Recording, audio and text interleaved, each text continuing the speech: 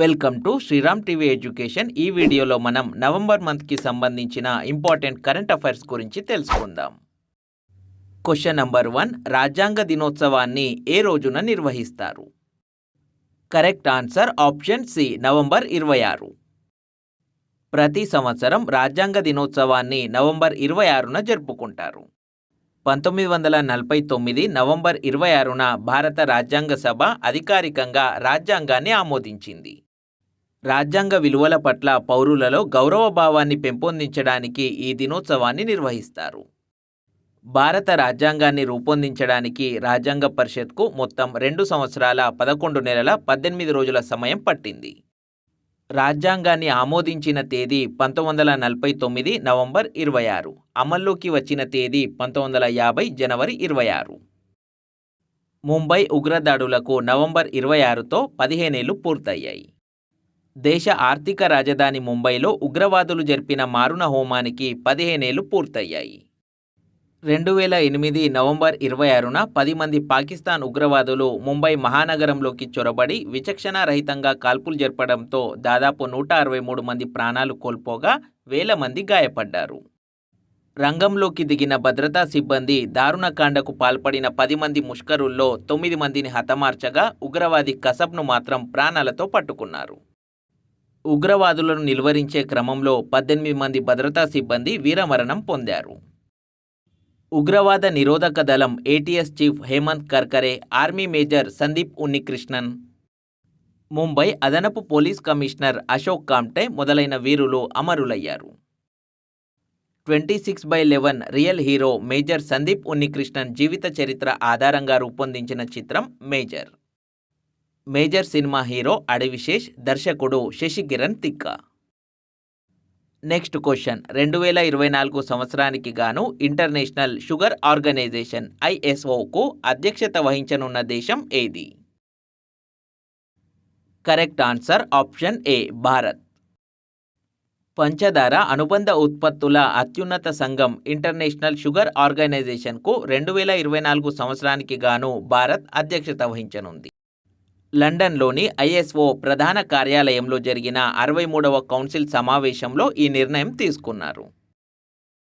Next question, Booker prize 2023 విజేత?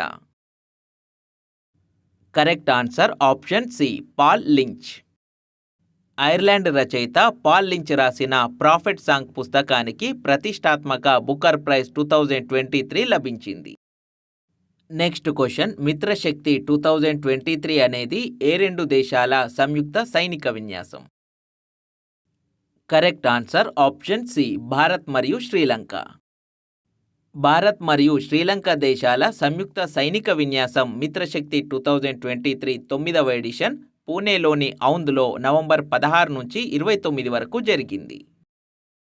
Next question, Asia Pacific ఆర్థిక సహకార వేదిక ఎపెక్ శిఖరాగ్ర సమావేశం 2023 ఎక్కడ జరిగింది? Correct answer option D, America. Asia Pacific ఆర్థిక సహకార వేదిక లేదా ఏసియా పసిఫిక్ ఎకనామిక్ కోఆపరేషన్ శిఖరాగ్ర సమావేశం 2023 అమెరికాలోని శాన్ ఫ్రాన్సిస్కోలో నవంబర్ 11 నుంచి 17 వరకు జరిగింది. ఎపెక్ స్థాపించబడిన సంవత్సరం 1989. దీని ప్రధాన కార్యాలయం సింగపూర్లో ఉంది. ఎపెక్లోని సభ్య దేశాల సంఖ్య 21. ఇందులో భారత్కు సభ్యత్వం లేదు. నెక్స్ట్ క్వశ్చన్, COP28 సదస్సు లేదా వాతావరణ మార్పుల సదస్సును ఎక్కడ నిర్వహిస్తున్నారు? Correct answer option C, Dubai. 28వ కాన్ఫరెన్స్ ఆఫ్ పార్టీస్ COP28 సదస్సు దుబాయ్లో నవంబర్ 30 నుంచి డిసెంబర్ 12 వరకు జరగనుంది. ఈ సదస్సులో భాగంగా ప్రపంచ పర్యావరణ కార్యాచరణ సదస్సును నిర్వహించారు. ఇందులో ప్రధాని నరేంద్ర మోదీ పాల్గొన్నారు. ప్రపంచానికి సవాలు విసురుతున్న కర్బన ఉద్గారాలను ప్రజల భాగస్వామ్యం ద్వారా తగ్గించుకోవడానికి గ్రీన్ క్రెడిట్ ఇనిషియేటివ్ కార్యక్రమాన్ని ఆయన ప్రకటించారు. ఐక్యరాజ్య సమితి వాతావరణ సదస్సు COP33ని 2028లో భారత్లో నిర్వహిస్తామని మోదీ ప్రతిపాదించారు. భారత ప్రభుత్వం ఈ ఏడాది అక్టోబర్లో గ్రీన్ క్రెడిట్ ప్రోగ్రాంను ప్రకటించింది. గ్రీన్ క్రెడిట్ ఇనిషియేటివ్ కూడా దాదాపుగా ఇలాంటిదే. ఇదొక వినూత్నమైన మార్కెట్ ఆధారిత కార్యక్రమం. వేర్వేరు రంగాల్లో పర్యావరణ పరిరక్షణకు స్వచ్ఛందంగా కృషి చేసిన వ్యక్తులకు, వ్యవస్థలకు, కమ్యూనిటీలకు ప్రైవేట్ రంగానికి ప్రత్యేక గుర్తింపునిస్తారు మరియు ప్రోత్సాహకాలను అందజేస్తారు. నెక్స్ట్ క్వశ్చన్, రూప్పూర్ అణు విద్యుత్ కేంద్రం ఏ దేశంలో ఉంది? Correct answer option C, Bangladesh. Supreme court తొలి మహిళా న్యాయమూర్తి జస్టిస్ ఫాతిమా బీవి కన్నుమూశారు.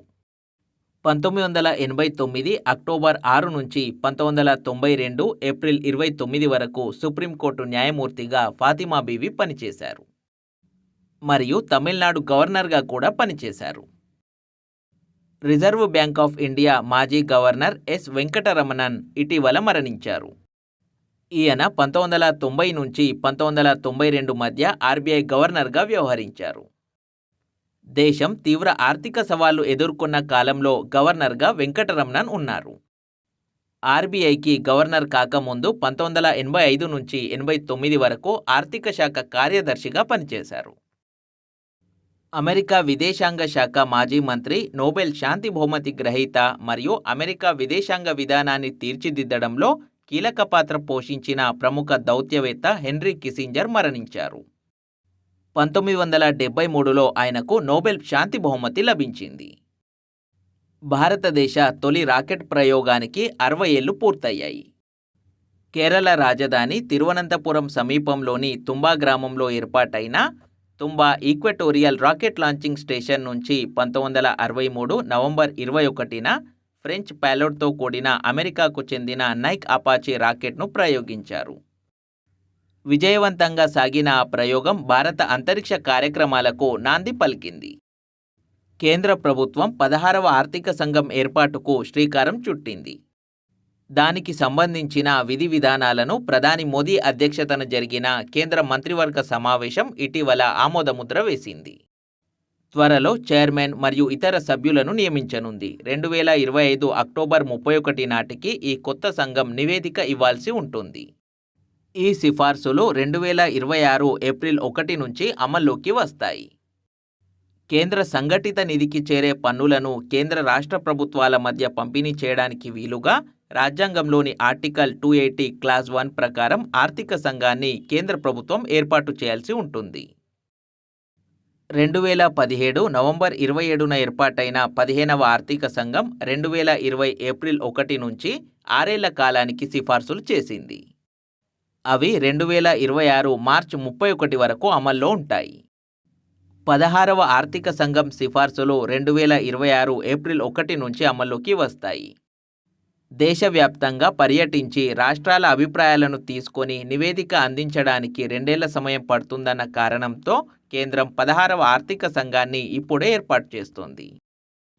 వన్యప్రాణి సంరక్షణలో భాగంగా కేంద్ర ప్రభుత్వం కీలక ప్రాజెక్టుకు గ్రీన్ సిగ్నల్ ఇచ్చింది. దీంతో 2300 చదరపు కిలోమీటర్ల విస్తీర్ణంతో దేశంలోనే అతిపెద్ద టైగర్ రిజర్వ్ ఏర్పాటు కానుంది. ఇందుకోసం మధ్యప్రదేశ్లోని నౌరదేహి వన్యప్రాణి అభయారణ్యం మరియు రాణి దుర్గావతి వన్యప్రాణి అభయారణ్యంలను కలిపేయనున్నారు.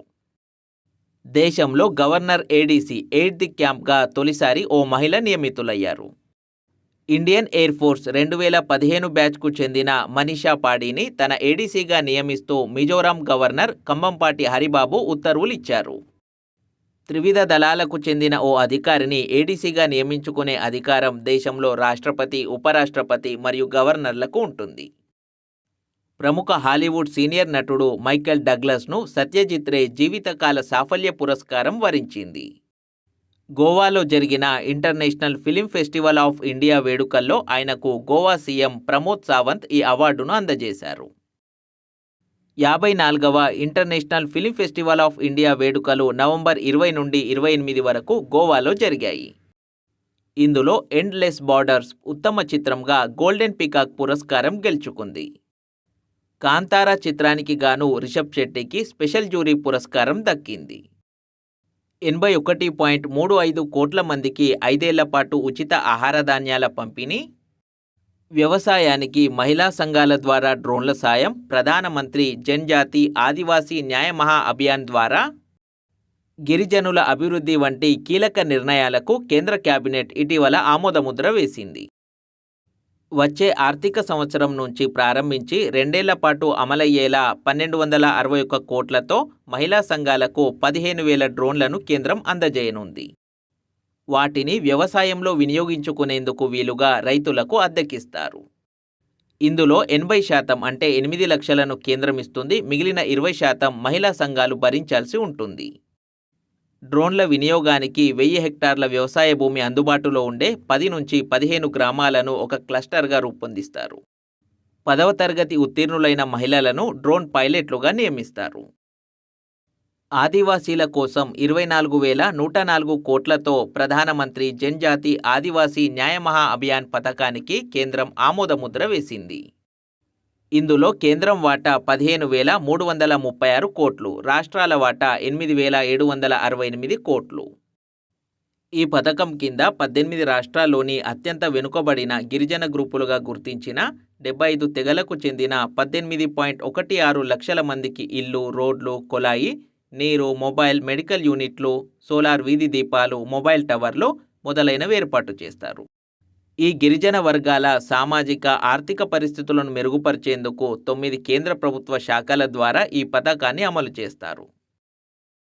లైంగిక వేధింపుల కేసులను విచారించే ఫాస్ట్ ట్రాక్ ప్రత్యేక కోర్టులను మరో 3 ఏళ్ల పాటు కొనసాగించేందుకు కేంద్ర కేబినెట్ ఆమోదం తెలిపింది. 2018లో 31 రాష్ట్రాలు, కేంద్రపాలిత ప్రాంతాలకు 1,023 కోర్టులను కేంద్రం కేటాయించింది. వాటిలో 761 కోర్టులు 2019 నుంచి పనిచేస్తున్నాయి. వీటిని మరో 3 ఏళ్ల పాటు పొడిగిస్తూ మిగిలిన కోర్టులను ఏర్పాటు చేసేందుకు రాష్ట్రాలకు నిధులను అందజేయనుంది. ప్రధానమంత్రి గరీబ్ కళ్యాణ్ అన్న యోజన కింద పేదలకు ఉచితంగా అందిస్తున్న ఆహార ధాన్యాల పథకాన్ని మరో 5 ఏళ్లు కొనసాగించాలని కేంద్ర ప్రభుత్వం నిర్ణయించింది. 2024 జనవరి నుంచి 5 ఏళ్ల పాటు ఈ పథకం కొనసాగుతుంది. ప్రతి నెల 81.35 కోట్ల మందికి 5 ఏళ్ల పాటు ఉచిత ఆహార ధాన్యాలు అందిస్తారు. ఇందుకోసం వచ్చే 5 ఏళ్లలో కేంద్ర ప్రభుత్వం 11.80 లక్షల కోట్లు ఖర్చు చేయనుంది. 2023 సంవత్సరానికి గాను బాలన్ డిఓర్ అవార్డును Argentina football star Lionel Messi గెలుచుకున్నాడు. మెస్సీ ఈ అవార్డును అత్యధికంగా 8వసారి కైవసం చేసుకోవడం విశేషం. మహిళల విభాగంలో బాలన్ డిఓర్ అవార్డును Spain footballer Barcelona central midfielder Aitana Bonmati దక్కించుకుంది. ఈ ఏడాది ప్రపంచంలో అత్యంత ఖరీదైన నగరాలుగా సింగపూర్, జూరిచ్ నిలిచాయని ఎకనమిస్ట్ ఇంటెలిజెన్స్ యూనిట్ తెలిపింది.